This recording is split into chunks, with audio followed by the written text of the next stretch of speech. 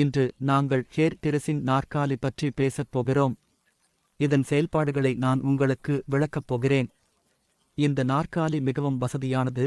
இதை மேலே உயர்த்தவும் கீழே இறக்கவும் முடியும். இதை பின்னால் சாய்க்கவும் முடியும்.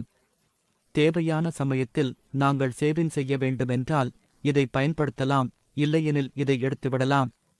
இது கொஞ்சம் நீக்கக்கூடியது, எனவே உங்களுக்கு தேவையில்லையெனில் இதை எளிதாக நீக்கலாம். இந்த ஹைட்ராலிக்கில் நீங்கள் உங்கள் காலை வைக்கும்போது அதை மெதுவாக பம்ப் செய்தால் நீங்கள் பார்க்கும்போது நாற்காலி மெதுவாக மேலே வரத் தொடங்கும்.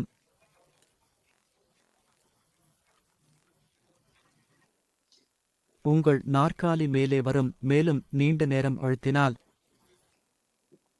அப்போ உங்க குச்சி கீழே போயிடும். அப்போ நீங்க உங்க தேவைக்கு ஏற்ப உங்க குச்சியை சரியாக சரி செய்யலாம்.